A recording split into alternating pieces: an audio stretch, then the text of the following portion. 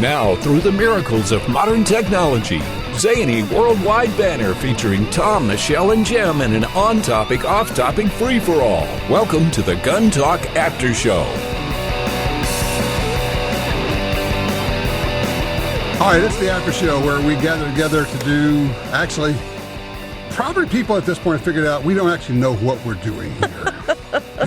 Oh, man, they're on to us. Hi, Michelle. Welcome back. Thank you. Nice to be back.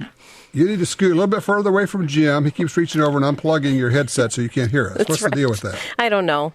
People can still hear me. That's what he should know.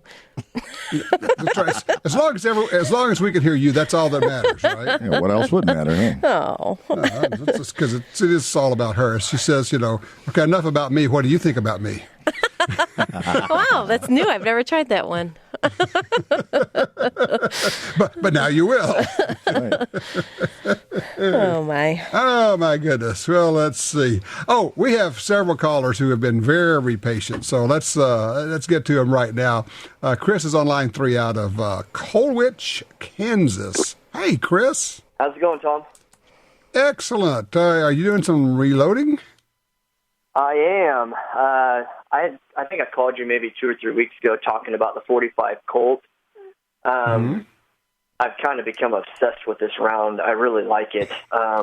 It's a pretty. I've got two guns that shoot it: the Henry lever action and a single 6 Ruger, and Nice. it is just so much fun to shoot. Well, and it's so versatile. You can load it all over the place, real light loads, or you can stoke it up to pretty close to Magnum loads. Pretty close. Yeah, I was looking at some load data. I mean, it's not very hard. There's some out there for like a 255 grain bullet to be sailing at 1,200, 1,300 FPS.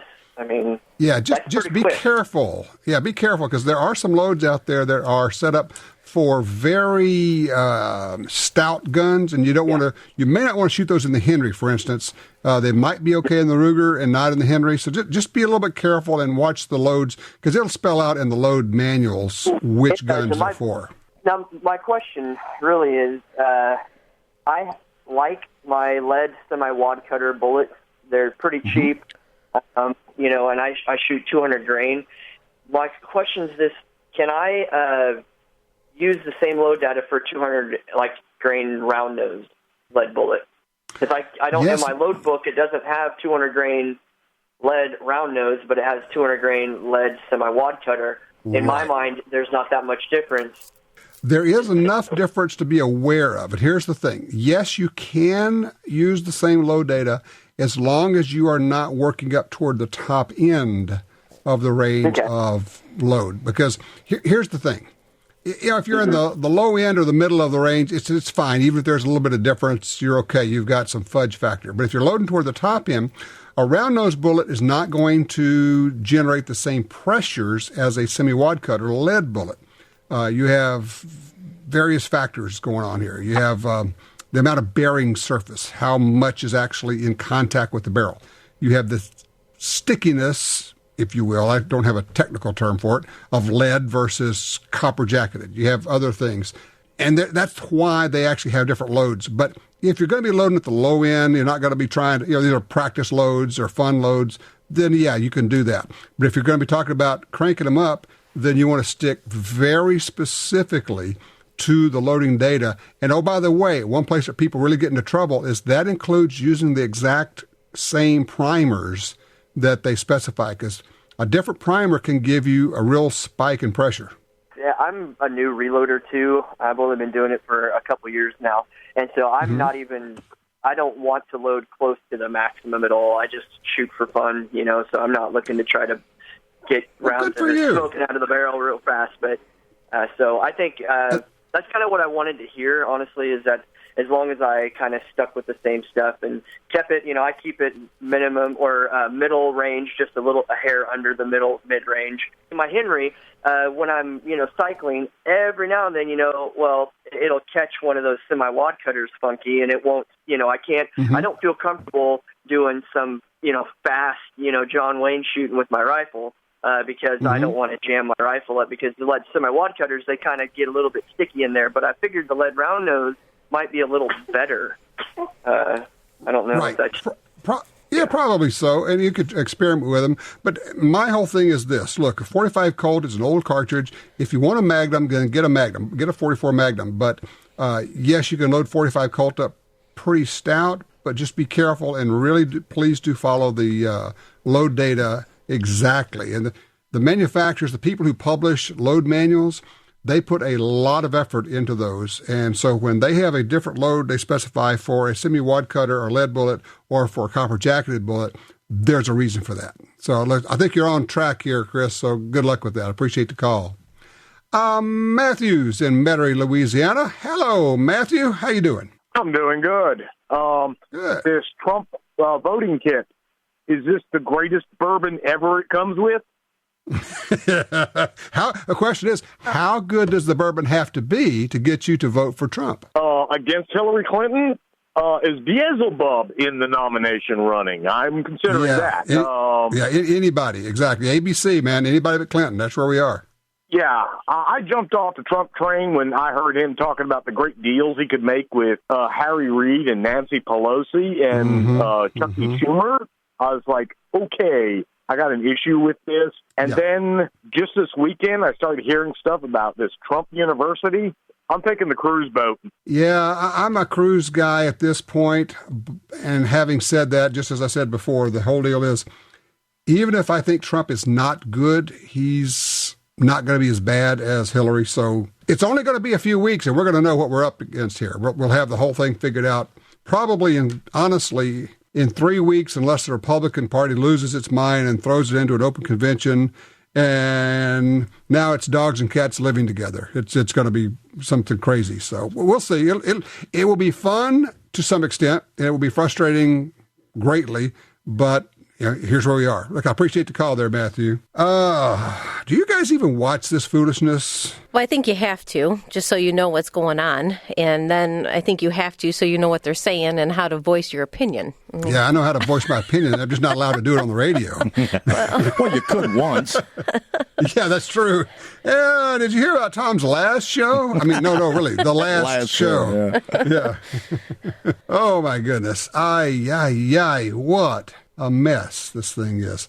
And I know the Republican Party they feel like they've lost control. The problem is, if I get in the right mindset, I can go full on Trump and just say, hey, Republican Party, remember us? We're the ones that you've always taken for granted, and you have always shafted us. And yeah, I know you do some good things for us when it's convenient for you, but you're not true believers. And I think Ted Cruz is a true believer on the second. Now, there are several issues where I very much disagree with him. But as you've heard me say before, but I'm going to be a one-issue voter. I'll look the other way on the rest of them. Well, and I think part of it comes down to the fact that the rhetoric and all this craziness really that's going on, the childish behaviors that we have right now, unfortunately, are taking the limelight away from the important factors. So while you may pay attention, I don't think it's enough to voice a true voting opinion on. I think you have to do a little bit more research. Personally, that's the way I feel. I think you really have to find out who these candidates are based upon what they've done in the past. And things will become pretty clear if you take that time. Yeah, the problem with Trump is he's done everything in the past. So what he says now is in conflict with what he's done in the past. So right. I don't know how to measure all that. I really don't. Are you asserting that a politician might not be giving you the straight scoop? I'm sorry. It's clearly time for me to get back on my meds here. So, no doubt. Oh my God. Yeah, you're right. You got me. There it is. Yep. So, which leads to the question, well, are any of them telling us the truth about themselves, or are they all just telling us what they think we want to hear? Yeah, it's a circus. You said that's what they call a rhetorical question. It's like being scientifical. Yep. The problem is, aside from Cruz, my issue is I'm conservative. I'm not Republican. And there's not going to be a conservative Democrat. So I'm kind of by default, I got to go that route. And it's disheartening. We had a caller didn't want to be on, or couldn't stay on, but he said, how about Gary Johnson, Libertarian Party? Well, actually, I like a lot of his policies. He's just a non-factor. It's not going to happen. So, and once again, people say, well, I'm going to vote that way. I'm going to vote my conscience. Good, because a vote for Gary Johnson is absolutely a vote for Hillary Clinton. Sure. Just understand that. Right, you take it away. If you do that, you are working for the Clinton campaign. Simple as that. I don't think people realize, or a lot of people that I have talked to don't believe that their one single vote will make any difference in the way things come down the election line anyways. And I think that's the argument that we all have to put out there is, yes, it does matter. Your opinion does make a difference. Yes, there's electoral votes and go back to school and figure all that out with your government class, but it does matter.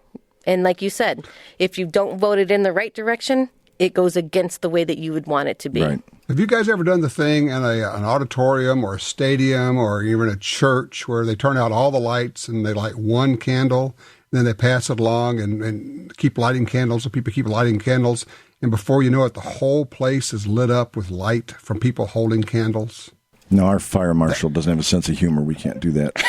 Well, we actually give each person a fire extinguisher too. But that's what we're talking about. I mean, that's your point, Michelle, is that one vote by itself, no, doesn't matter. But it's not by itself. It's your vote attached to everybody. If each person says my vote doesn't count, then maybe that's 100,000 or 1 million people who individually said my vote doesn't count, but it's 1 million votes. And that would have made a huge difference in the Obama deal.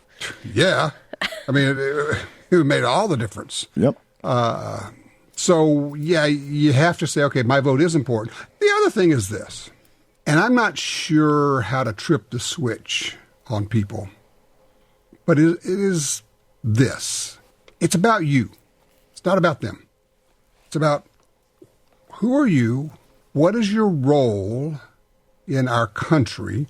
What is your level of support for our country? Not the government. Understand, there's a difference between the country and the government. What is your role in supporting the country?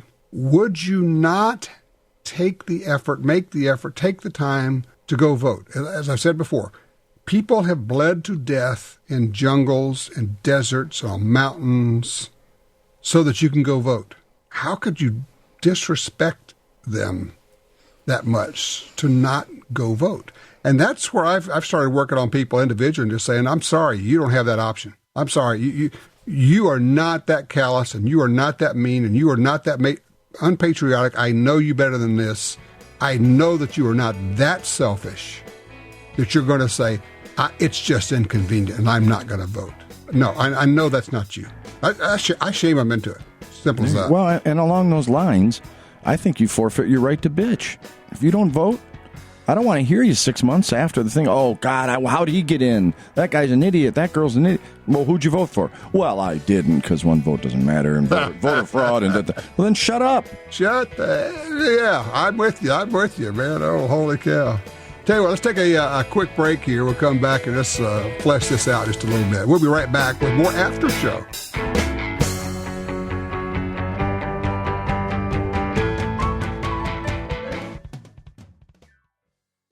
You're at a gun store and your phone tells you about hot deals. Want to know about special offers? No problem when you have GunDealio, the free app for your smartphone. GunDealio delivers the latest deals on guns, ammo, and extras direct to your phone. Don't overpay for your shooting gear. Get GunDealio. It's free at the App Store and Google Play. Trigger the deals with GunDealio. GunDealio.com.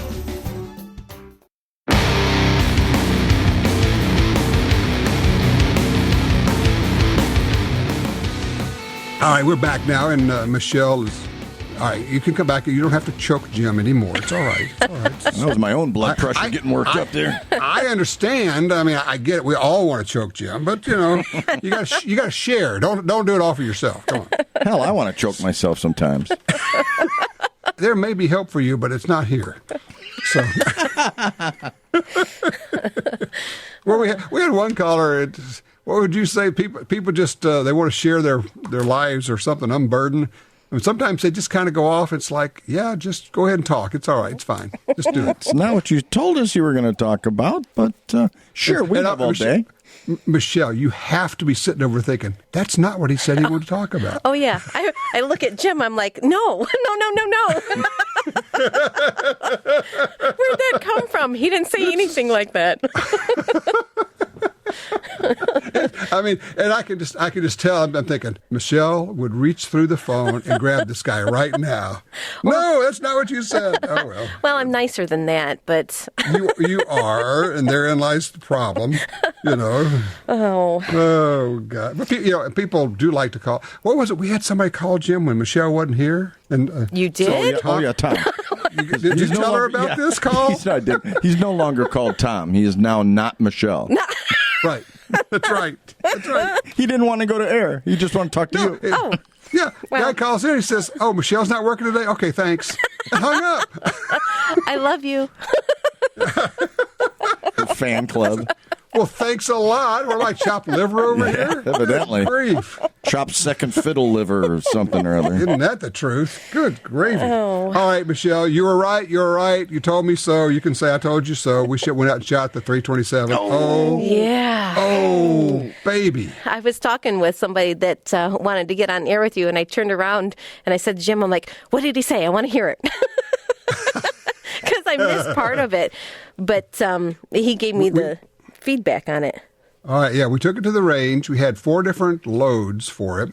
Did not have the Smith & Wesson short, the 32 Smith & Wesson short, but we have a 32 H&R, then the 32 H&R Magnum, and then 2 heavy loads, 327 Federal, one with a 75 grain bullet, and then one with a 115 grain hard cast bullet. And the H&R, the 32 H&R, which is not a Magnum, it's a real pipsqueak of a load. It's like, 650 feet per second. It's not much. Mm-hmm. So no recoil there. You step it up to Magnum, you get up to about 800 feet per second ballpark. But then when you jump to the double tap 115 grain lead, I want to say we were at about 1150. And then the 75 grain bullet, we were doing 1440 out of that little nothing barrel. It was smoking. That's like 10 mil speed. Yeah, it's a light bullet, of course. Sure, but out of a little bitty barrel like that, that's a really hello, I want you to stop doing what you're doing kind of load. Okay, you ready? You're welcome. Well, you've been waiting for that one, haven't you? Well, I'm so glad that you've experienced the same thing that really I've been saying. It's so easy to shoot and train on. And even if you don't use the 32 Smith & Wesson or Smith & Wesson long, which is what I use, yes, there's a difference, a significant difference when you shoot that 327 ammo. But you can train with it. It's not a beast, but it's a pretty impressive pistol. You'll know you shot it, absolutely. Oh, yeah. But, it's just unlike anything else. I don't know. It's just awesome. Then you may have missed also, I was talking about, we took the new Ruger American pistol out, the 9mm. Mm-hmm. Jeez, that's a nice pistol. Well, they redesigned it, right? So the recoil is less and it's lower on the frame. And that was, I said, the recoil, the first time I shot it one round, I stopped and just went, oh my, that's really different. Then shoot it a few more times, you go, yeah, okay, that really is just like no recoil. Now, as I said, the one thing about it is it has a longer trigger reset. You kind of have to do the Rob Latham thing. He always comes all the way off the trigger and back to it. But I got to where after about, 30 or 40 shots, I kind of grooved it and I knew how the trigger felt, and now I wasn't short stroking it or anything, and I was able to operate it real well. So, for me, it shot really well. Now, that's the full... I would carry that gun. I really would. That's full size, right? Yes, that's the full size. I don't... Any chatter? They don't have the compact out, do they? No, the only thing I know right now are the 9 and 45, the 40s to come, but hasn't been released yet. Well, and you got to know that they're probably cranking, and I have no knowledge of this, but they're probably cranking out the compacts now, stick them in a warehouse, and let's see, when would they lodge? Well, it used to be they waited for events, like NRA or something, yeah. But now Ruger doesn't wait. As soon as they've got them, boom, they just make the announcement, they throw it out there, they don't care. But the nice thing is, unlike what they used to do, they actually have the product available. No, truly. Yeah, no, that's true. That's old Ruger versus new Ruger. There's a big difference. And a lot of these companies, the fact that you can get it now, like here's the introduction, your dealers already have one. Yes, they make sure they've actually shipped them to the dealers before they announce. So, I mean, you guys have at least one or two of the guns in your store, right? Typically, yeah. Like on this Ruger American, I mean, our rep called us and it's like, we got two on the way. We want you to put one on the range, and here's the promo. They can come in and shoot it, no cost. Yeah, it was pretty significant promotion that they ran, and it's awesome. It was nice to see that change, kind of refreshing. Well, it is the new Ruger. Mike Pfeiffer has done an incredible job there. They are going to blow past 2 million guns this year. Wow. 2 million guns in a year. That's incredible. And I think they said they're going to pledge $2 for each gun they sell to donate to the NRA ILA, which is huge. That's awesome. Heck yeah. Yeah, that's a great deal. So I will be with the Ruger folks a week from today, and I'll see if I can get some more information out of them. We'll actually be doing the show next week from the Ruger booth in Nuremberg, Germany at the IWA show. I don't know how you pronounce it. We just call it the IWA show, but it's basically the European SHOT Show. Beer and brats and bullets. Beer, brats, potatoes, and bullets. So there you go. That's a healthy diet, I think. I don't know. Well, temporarily. So, yeah, that's right. You can recover from it. That's the main thing. You don't have a heart attack. Yes. All right. Horseshack in the back. Yeah, go ahead. Topic change. Can we talk about something very serious, Tom? Oh. Very serious. Reholstering. We never talk about reholstering. We rarely talk about reholstering. That's why I like disposable guns. Once it comes out, I'm going to shoot it empty, and I'm leaving it right there. It's called a throwdown, dude. Forget that reholstering nonsense. That ain't happening. Oh, my God. Yes. I think people overlook it. I think it's grossly important. And people just... Well, it can be grossly unsafe the way a lot of people do it. Right. If that's what you mean. I just mean the holster has to be right. It can't be fighting you to get back in. You don't want it going out of battery, putting it in. You don't want to race through the operation. Obviously, finger out of the trigger guard goes without saying, but I just think people shoot and they're worried so much about the draw stroke and their stance and this and that, and they're done and they go to reholster and they do something stupid. Well, I like the phrase somebody used, says you should reholster slowly and reluctantly. I like that idea, reluctantly. I really don't want to put this gun away. Right. Because you're going to do in real world what you did any other place. And people who reholster quickly sometimes shoot themselves. Because they get the finger in the wrong place, or what often happens, or not often, but occasionally happens, is a piece of shirt is hanging out and gets stuck in the trigger guard, or if you're wearing a windbreaker that has those little plastic cylinder slidey things on the drawstrings, several times we've had guns go off when those get caught in the trigger guard. I just think it's overlooked. All the important stuff's done, now I'm just going to put this thing away. And it's second thought. Well, let me talk about that for just a second. Okay, how do you reholster? Okay, you've shot, bang, bang, bang, you got two hands on the gun. Okay, let's do it right-handed. Your left hand comes off the gun. The left hand goes to the center of your chest. It stays there for the entire process. If you have a holster that requires you to reach over with your left hand and open it up, burn the holster. Yep. Throw it. Don't give it to somebody. Throw it away, destroy it, shred it, burn it, get rid of it. It's a piece of junk and it's dangerous. Because when you stick your left hand over there to open up the holster, inevitably you're going to sweep your hand with the muzzle of the gun at some point. That's not a good thing. So, left hand is right there in the center of your chest. You're coming back slowly, slowly.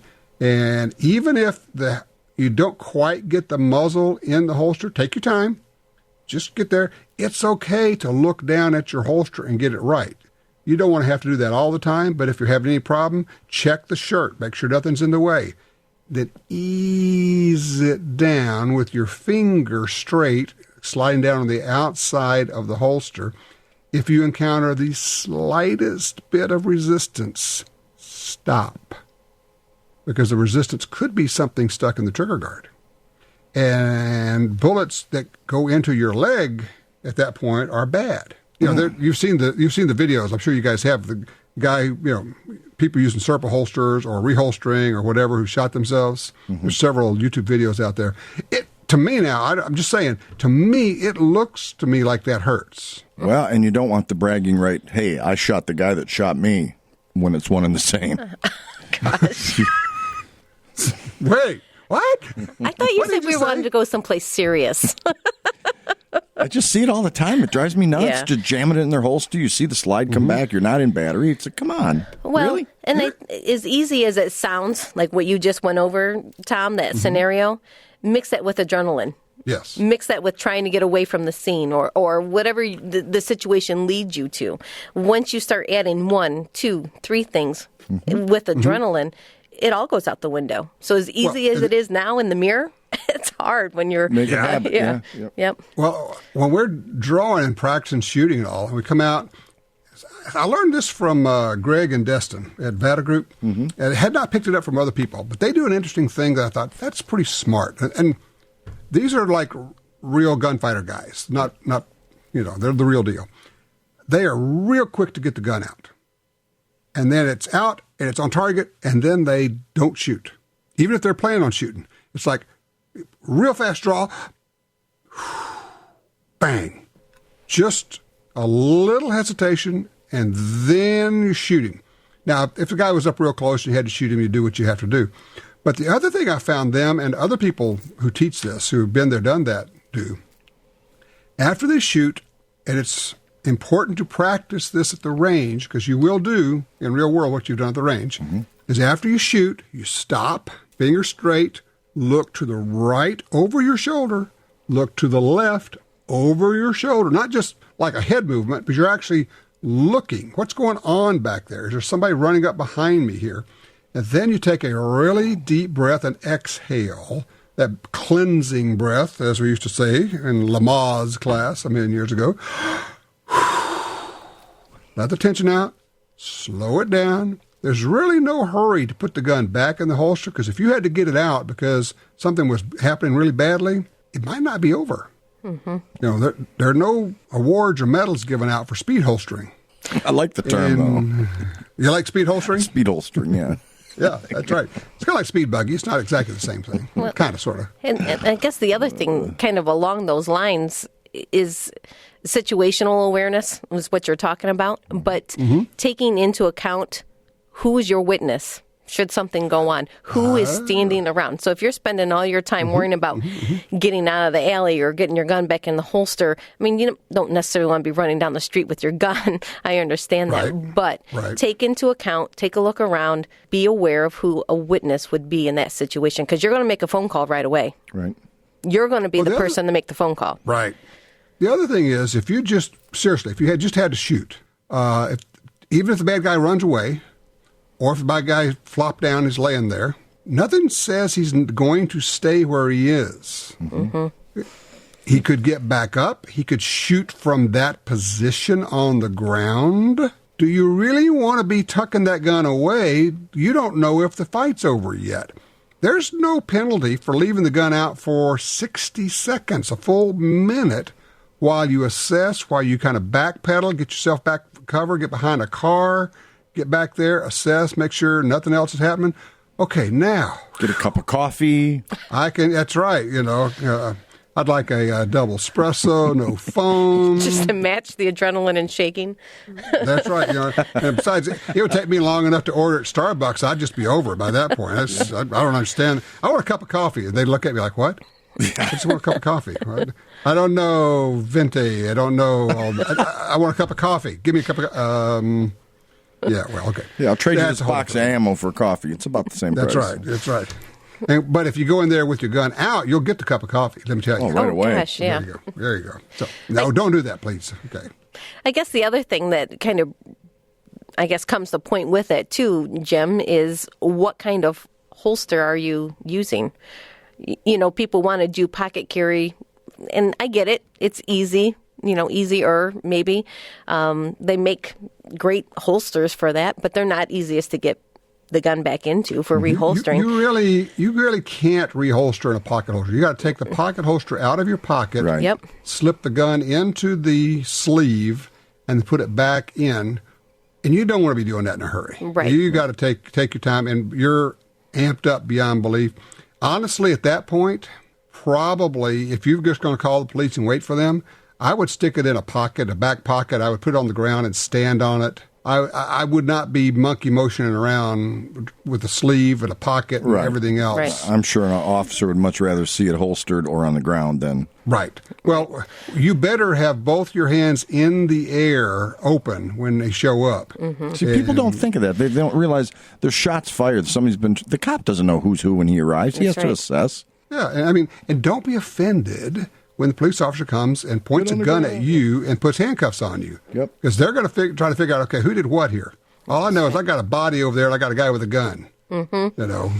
So we'll get it sorted out later. I guess to that point is when you're out shopping and you're looking and you truly want to consider what kind of holster to use for concealed carry, something that offers some rigidness to it, a good leather holster or these Kydex holsters. I mean, something that keeps its shape and its form to your gun, where it's molded to your gun versus these more generic. I mean, I get it. Money is money, and a holster, I know a lot of people don't want to invest the money. Yeah, but a good holster lasts a long time. Yes, too. It does. I actually bought some expensive holsters that I ended up just throwing away, basically, because it came with a good recommendation, good reputation, and they were just floppy leather. I mean, really well made, but they didn't put the metal thing in the inside of the mouth to hold the mouth open. So when you pull the gun out, it kind of collapsed, and then you would have to either kind of try to work the opening open with the muzzle or reach over with your other hand and hold it open, which is, I know, it gives you nightmares. And actually, I asked the guy, he said, well, when you're done shooting, you don't, I'm thinking, yeah, you've never been to a gun class, have you? Go to a 5-day class somewhere, shoot 1,500, 2,000 rounds, and you're having to reholster, oh yeah, you might be holding on to your loved one with your other hand. You might be getting the heck out of Dodge. You need to be able to reholster with one hand. Right. I mean, you might be pushing a child to the back. You have no idea what that situation is. Right. That's right. You may be holding on to your child, picked her up, and you're getting the heck out of Dodge right now. So, there's a lot of, but you want a holster that is open, that you can reholster with one hand, but you don't, and to your point, Jim, I think it's an important part is practicing your draw includes practicing a safe, slow, deliberate, reluctant reholster. Amen. All righty. Well, let's see. Next week, it's Germany. So we'll be doing the Beer and Broad Express gun talk from the Ruger booth at the IWA show. Sweet. That's awesome. So we'll do that, and then we'll catch up with you guys the week after that. Sounds good. Okay. You guys have a good week, or actually weeks in this case. All right. Stay Take care, safe. Tom. Travel safe. All right. Bye-bye. Bye. Tell your friends about the Gun Talk After Show, a more informal setting featuring Tom, Michelle, and Jim commenting on topics that are important to you. Available on iTunes and other podcatchers, and the Gun Dealio smartphone app for iPhone and Android.